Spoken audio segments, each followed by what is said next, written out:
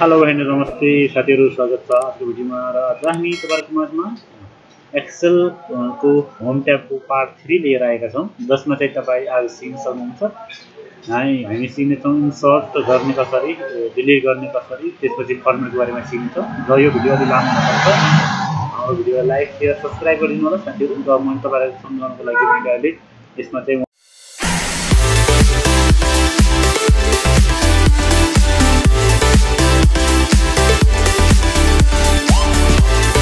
1 2 र यसमा चाहिँ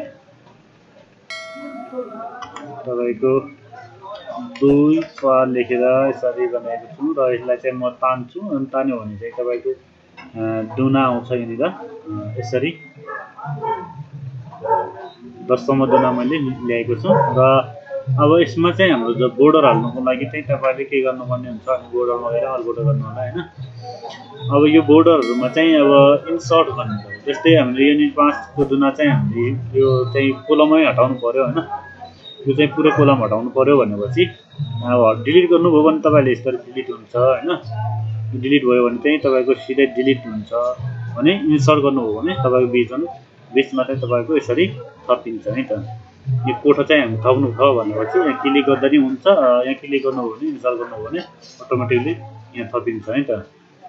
र यसमा पनि सेम त्यस्तै गरेर इन्सर्ट गरेर तपाईले थप्न सक्नुहुन्छ र खाली सेलहरु चाहिँ तपाईले डिलिट गर्नु छ भने के गर्नु क्लिक गर्नु होला अनि त्यसपछि डिलिट गर्नु होला र तपाईले यहाँ क्लिक गरेर डिलिट गर्नु भएको छ भनेपछि तपाईको यसरी एउटा कोठा डिलिट हुन्छ र यसमा चाहिँ यसरी डिलिट हुँदाखेरि चाहिँ तपाईलाई अलि घटाउन सक्छ र यसमा छेउमा क्लिक गरेर डिलिट कोलम गर्नु होला हैन अनि डिलिट कोलम गर्नुभयो भने तपाईले यसरी कोलमहरु चाहिँ डिलिट रोहरु डिलिट गर्न सक्नुहुन्छ।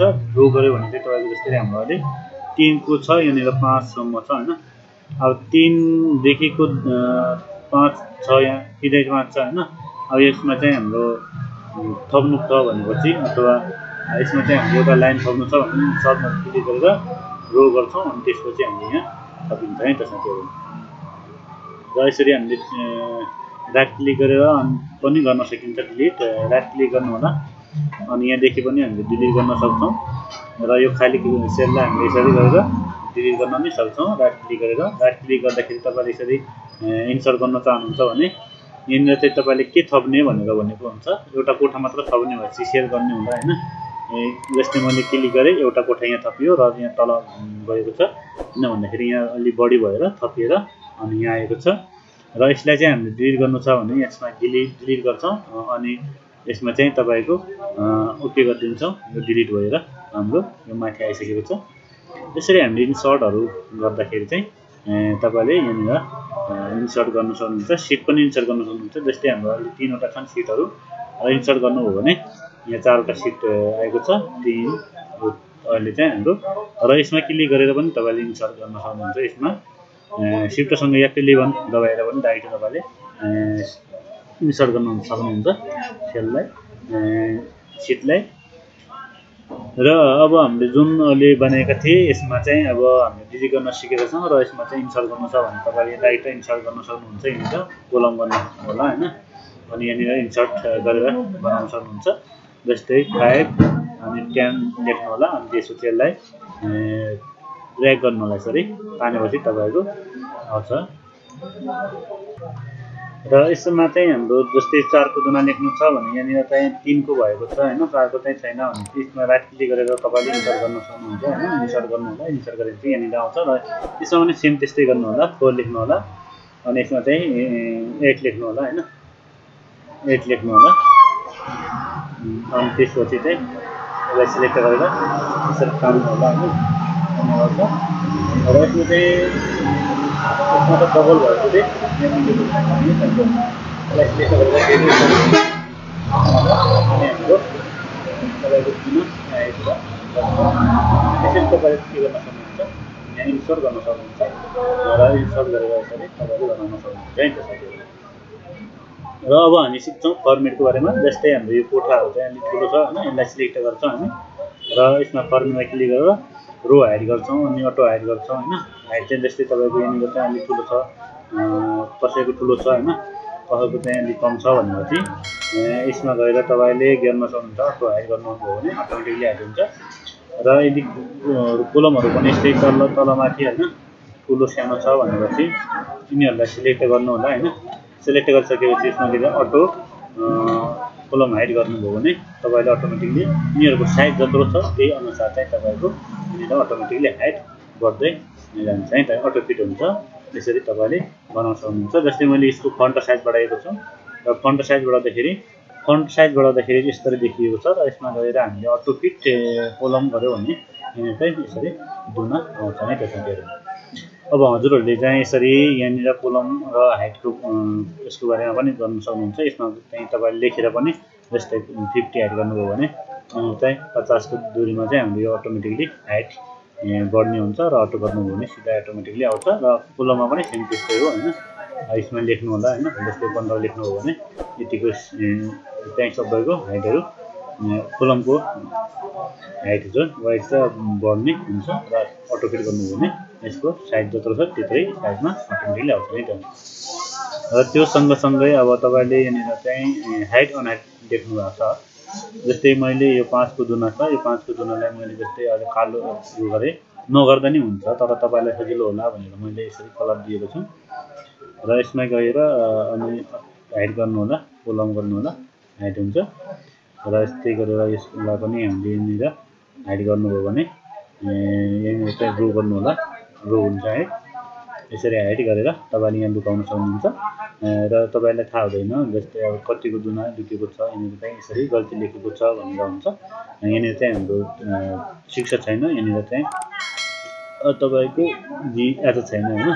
अब यिनीहरुलाई चाहिँ ल्याउनको लागि यसलाई सिलेक्ट गर्ने अनि यसमा गएर हाइडमा गएर अनहाइड कोलम गर्नु होला अथवा रो गर्नु होला।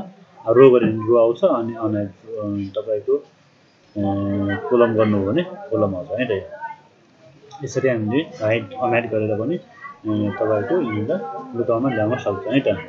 अनि सिट चाहिँ हाइड गर्नको लागि जस्तै हाम्रो एक नम्बर सिट छ हैन, यहाँनिर एक नम्बर सिट छ। यो सिटलाई चाहिँ हामीले हाइड गर्नु पर्यो भने यसमा क्लिक गर्नु होला। यसमा गएर तपाईले हाइड गर्नुभयो भने त्यो सिट लुक्छ र तपाईले नर्मली छैन जस्तो पनि हुन्छ हैन। यसरी हाइड गर्न सक्नुहुन्छ। र अनहाइड गर्नको लागि सेम फेरि क्लिक गरेर अनहाइड सिट गर्नु होला। सिट गरेपछि यहाँनिर आउँछ र के गर्नु होला अनि अनहाइड भएर आउँछ है त।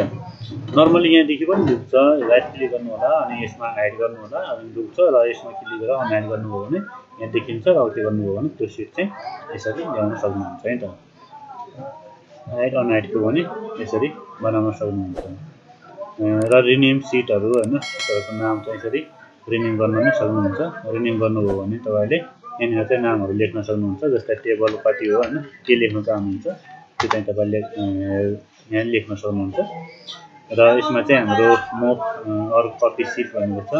अब जस्तै हामीले यसलाई चाहिँ कुन सिटमा चाहिँ मोब गर्ने हो हैन, 3 मा गर्ने भनेपछि ओके गरिदिन्छौँ। तपाईको यहाँनिर थपिएको छ, यो 3 मा भएको छ। र सेम त्यसै गरेर अब हामीले यसलाई मोब गरे अनि त्यसपछि 5 मा गर्ने हो भने यसलाई 5 मा हामीले यसरी ल्याउन सक्छौं है त। अहिले यहाँ छ हैन, यसरी थप्न सक्नुहुन्छ, मोब गर्न सक्नुहुन्छ भनेको। र कपी क्रिएट कपी गरेर गर्नुभयो भने चाहिँ यहाँनिर चाहिँ थपिन्छ। र यहाँनिर चाहिँ एउटा आएको छ, एउटा चाहिँ यहाँनिर आएको छ। तपाईले जस्तै यो पुरै सिटलाई कपी गर्न चाहनुहुन्छ भनेपछि दोस्रो दुईटा बनाउन चाहनुहुन्छ भनेपछि यसलाई चाहिँ त्यसरी गर्न सक्नुहुन्छ। यहाँनिर मोब अर कपी भनेर दिएको चाहिँ एउटा पनि गर्न सक्नुहुन्छ भने यसमा गएर पनि तपाईले मोब गरेर गर्न सक्नुहुन्छ है त। अर्को छ तपाईको यहाँनिर कलर ट्याब हैन। जस्तै यो कलरको चाहिँ हामीले ट्याब गरे, यसमा चाहिँ कलर चेन्ज भएको छ। अर्को यसमा क्लिक गरेर फेरि हेर्छौं। यसमा गएर हामीले कलर जस्तो दिन चाहेको हो त्यस्तै क्लिक गर्नु होला। अनि यसमा चाहिँ जस्तो अर्कोमा क्लिक गर्ने बित्तिकै यहाँ यसरी कलरमा सिटहरुमा कलर पनि राख्न सकिन्छ।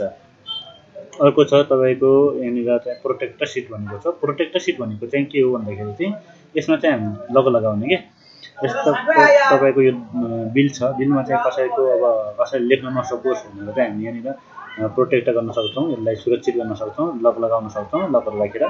र यसमा विभिन्न फलहरू दिएको छ डिलिट गर्ने कि नगर्ने इन्सर्ट गर्ने कि नगर्ने हैन सर्टहरू के गर्ने दिने हो त्यो चाहिँ तपाईले यहाँ टिक लगाउनु होला र यसमा पासवर्ड लगाउनु होला पासवर्डमा चाहिँ जस्तै मैले 1 2 3 4 राखे अनि चाहिँ तपाईले सिकाउनको लागि जस्तै 1 2 3 4 गरे ओके गरिदिन्छु ओके गरिसकेपछि तपाईले अब यहाँनिर चाहिँ यसलाई डिलिट पनि गर्न सक्नुहुन्न के भन्दैछ the cell or that you are trying to change to protect and therefore read only भने मात्र तपाई हेर्न सक्नुहुन्छ यसमा चाहिँ तपाईले केही डिलिट गर्न लेख्न चाहिँ केही सक्नुहुन्न भनेर हामीलाई दिएको छ र यसले मान लेख्नको लागि चाहिँ तपाईले के गर्नुपर्ने हुन्छ यसमा गएर अनप्रोटेक्ट गरेर त्यसपछि यसमा पासवर्ड हानेर अनि त्यसपछि ओके गर्नु होला ओके गरिसकेपछि तपाईले यहाँ लेख्न पनि सक्नुहुन्छ यिनीहरुलाई डिलिट पनि गर्न सक्नुहुन्छ है त यसरी हामीले आज यो तीनवटामा सेलको बारेमा चाहिँ हामीले धेरै कुरा सिकिसकेका छौं र यसरी तपाईले बनाउन सक्नुहुन्छ